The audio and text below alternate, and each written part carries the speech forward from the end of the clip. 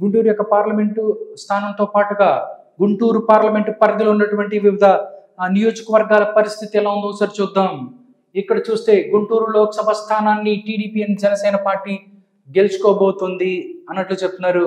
ఇక్కడి నుంచి పెమ్మసాని చంద్రశేఖర్ ఎవరైతే ఉన్నారో ఎన్ఆర్ఐ, ఆయన ఇక్కడి నుంచి టీడీపీ అభ్యర్థిగా పోటీ చేస్తున్నారు.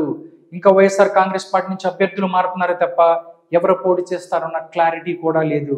బట్ ఇక్కడ మాత్రం బయట టాక్ చూసినా, అదేవిధంగా గ్రౌండ్ రిపోర్ట్ చూసినా కానీ పెమ్మసాని చంద్రశేఖర్ ఇక్కడి నుంచి టీడీపీ అభ్యర్థిగా గుంటూరు నుంచి గెలవబోతున్నాడు.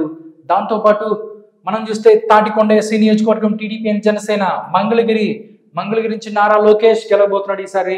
దాని తర్వాత పన్నూరు నుంచి దూలిపల్లి నరేంద్ర గెలవబోతున్నాడు. తెనాలి నుంచి టీడీపీ అండ్ జనసేన ఎవరైతే నాదెండ్ల మనోహర్ గెలవబోతున్నాడు.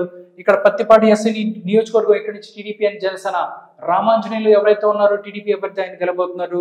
గుంటూరు పశ్చిమం టీడీపీ అండ్ జనసేన, గుంటూరు తూర్పు టీడీపీ అండ్ జనసేన. టోటల్ గా మనం చూస్తే గుంటూరు మొత్తం పార్లమెంటు స్థానంతో సహా మొత్తం క్లీన్ స్వీప్ అయ్యే పరిస్థితి కనిపిస్తుంది.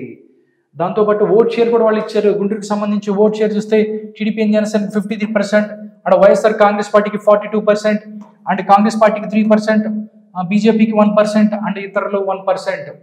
టోటల్ గా మనం చూస్తే తూర్పు కృష్ణా జిల్లా అండ్ గుంటూరు జిల్లా, తూర్పు గోదావరి, పశ్చిమ గోదావరి నియోజకవర్గాలు చూస్తే మనం చూసుకున్నట్లయితే మొత్తం టీడీపీ అండ్ జనసేన ప్రభావం చూపిస్తుంది.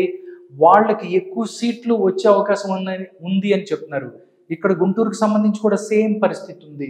మొత్తం గుంటూరు పార్లమెంటు స్థానంతో పాటు అన్ని అసెంబ్లీ నియోజకవర్గాలు కూడా టీడీపీ గెలవబోతుంది అని చెప్పి Pioneer Poll Strategies Private Limited అనే సంస్థ చెప్తుంది.